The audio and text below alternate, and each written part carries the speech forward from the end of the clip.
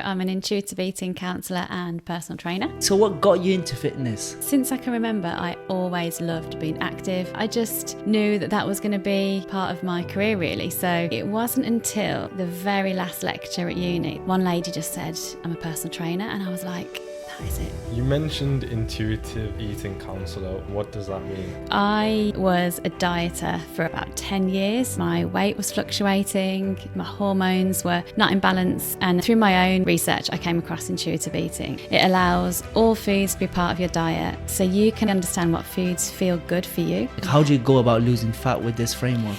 Ooh, that's a really good question.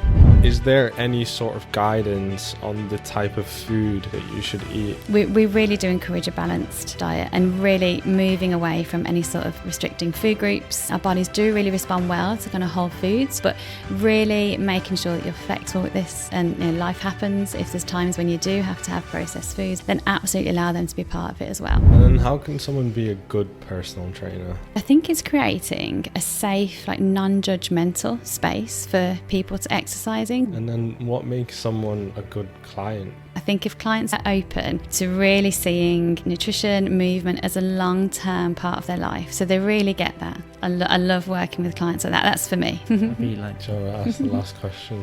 What would you want written on your tombstone? Oh God, that is a really good question. I've never thought about this before.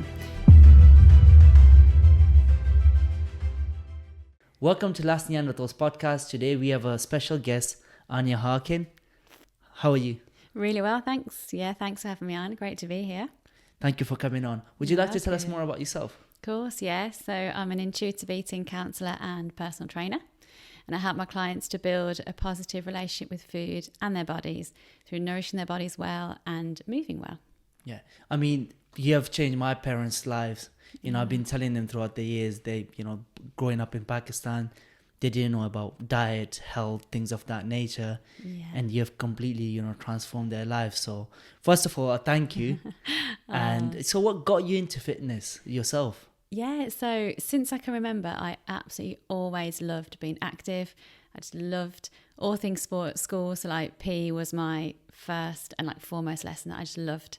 And yeah, I just knew that that was going to be part of my career, really. So I always chose PE for GCSE, A-level, sports at uni. But really, it wasn't until the very last lecture at uni that they invited past students along just to share with us what they'd done with their degree. And one lady just said, I'm a personal trainer. And I was like, it was just a light bulb. I was like, that is it. So I spoke to her after. I was like, that is definitely, I love working with people, particularly one-to-one.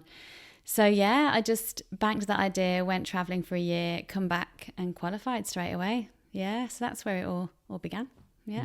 You mentioned intuitive eating counsellor. Yes. For everyone listening, what does that mean? Yeah, so intuitive eating. So I was a dieter for, I'd say, about 10 years. So I was on this kind of binge restriction cycle for a long time, and my weight was fluctuating, my hormones were not in balance, my energy was low, and I never seemed to be happy with my body or really happy with my relationship with food. And through my own research, I came across intuitive eating, and it's really a self-care eating framework, and it allows you to really connect to your own hunger and fullness cues.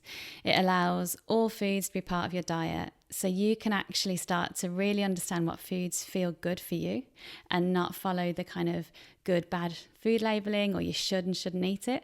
So it's really from the inside out rather than following strict rules from the outside in, really. Yeah. So it's a lot more personalized way. Yeah, so personal. And another way I describe it is that we're all born like intuitive eaters. So when we're babies, we just cry, we get fed, and then we stop eating, no issue, carry on. And there's no kind of mental chatter about what we've just eaten. And then we obviously we start growing up, and there's cultural influences, obviously diet culture comes into it, and that kind of brings us away from our innate wisdom that we're really born with. So what I say intuitive eating is it's almost like you're rediscovering your intuitive eater that's there, that's been just blunted by diet culture and rules. So a lot So, of yeah. people, their aim is to, lose their fat, lessen their weight. With intuitive eating, how does, like we've been taught like calories in and calories out. How can you really know that, if you listen to your intuitive eating for long enough, that you'll start losing fat? Like, how Yeah. do you go about losing fat with this framework? Yeah, that's a really good question. So intuitive eating it's weight neutral, and we always focus on, first and foremost, you listen to your intuition. So that's always leading your food choices. And it then helps you achieve your natural set point weight. So it's really important when you come on the intuitive eating journey, aiming to rediscover your intuitive eater, is letting go of any sort of weight loss or any sort of goal of weight loss, because the aim is to really help you arrive at your natural weight. And yeah, so that's, once you achieve that, you can then make choices from your intuition and not from rules, because that's very, very external. And that's why I really try and move people away from weighing themselves, because again, our weights do fluctuate. And actually, a big learning for me in my intuitive eating journey was that I had a goal weight that I wanted to be on the scales, but that wasn't actually my natural set point weight. So I was always working against my body. So really, when you start on your intuitive eating journey, you have to really accept that actually you may lose weight, you may stay stable, you may even gain a bit of weight. I've had clients do that because they've actually been eating less. So yeah, I think that's really key when it comes to intuitive eating. It's a really balanced approach to eating, movement, and building that positive relationship with your body and your natural weight, your genetic blueprint. So I think it's really interesting because it's so different to what we've been taught about weight loss and like health and fitness in general. But as you said to us earlier, the main focus is on health rather than the weight. And I mean, for us, we've been able to see that it works because you've worked with Khushal's parents, and both of them are like a lot more healthy now than before. So it is like, it's crazy to think that we've been taught this one rule set, but this new idea that you're presenting to us, it might not be new in the grand scheme of things, but for us it is, and it does clearly work. But I wonder then, if someone is, let's say, like morbidly overweight, if they're like, let's say 150 kilograms, yeah. does this then work for them as well? Yeah, it would as well, because when you do start to listen to your hunger and fullness cues, your body will settle at its natural set point weight. Now, someone who is morbidly obese, or it would be definitely worth looking at their relationship with food and their eating habits, because sometimes a kind of loose structure of eating can help, like encourage, I suppose, a healthier way of living. But it really can help bring them back. I think another thing to remember as well with the intuitive eating journey is that when you do start restricting or controlling food, it really can affect your hormone levels. So your hunger and fullness hormones, so ghrelin and leptin, they're altered when you start dieting. And I found this as soon as I started dieting, it was almost overnight. All of a sudden, I was getting cravings I'd never, ever had before. I was really occupied by food. Food was very much in my mind, again, so much more than it had been before.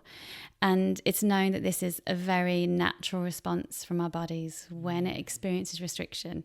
It's trying to keep us safe all the time. It's always it's on our side. So we can be quite annoyed, say like, why am I experiencing these cravings? I should be restricted, I should be able to do it. But actually it's our body's way of just keeping us safe and thinking, right, I need to adapt to try and keep you in balance. So yeah. But so coming back to someone who's morbidly obese, absolutely can really help, because any way of bringing them back to their natural hunger and fullness cues, I use a really powerful tool with clients, and it's the hunger scale, and it's a scale simply 1 from 10, and you can work along it, and in any moment you can always connect to where you are on your hunger scale. So whether you're really, really hungry, absolutely stuffed, or whether you're kind of in the middle, and we always try and aim to kind of be in the middle of that scale. Yeah. Could some people's intuition be incorrect though? Say that again, sorry? Could some people's intuition be like incorrect?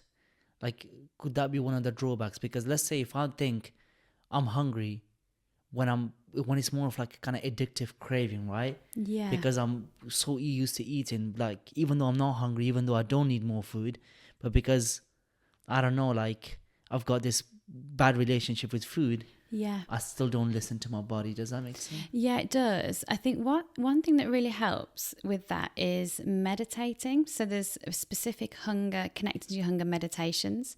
So even before you eat, just taking a few minutes, a few breaths, closing your eyes, and really connecting to your body.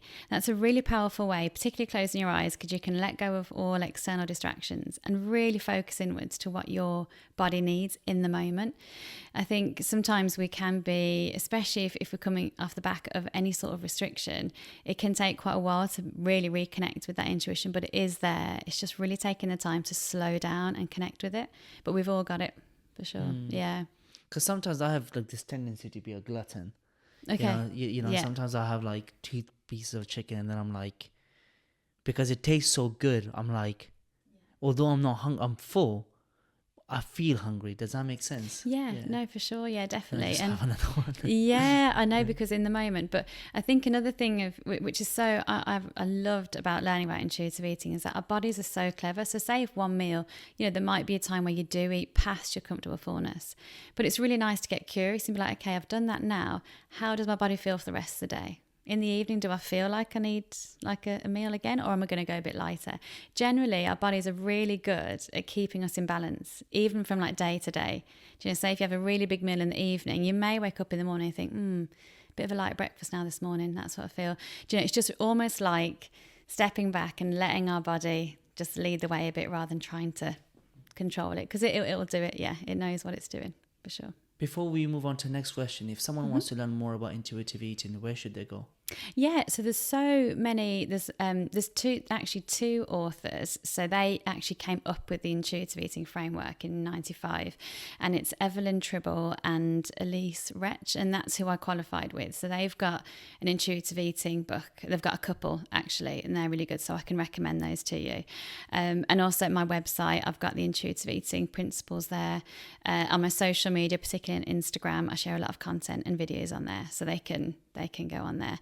Another thing I've got actually on my website is a 5-day free training, which is like an introduction to intuitive eating. So that's another. There's lots of options you can choose, but there's a lot out there that you can learn. What's the website called? It's anyaharkin.com. So that's AINEHARKIN.com.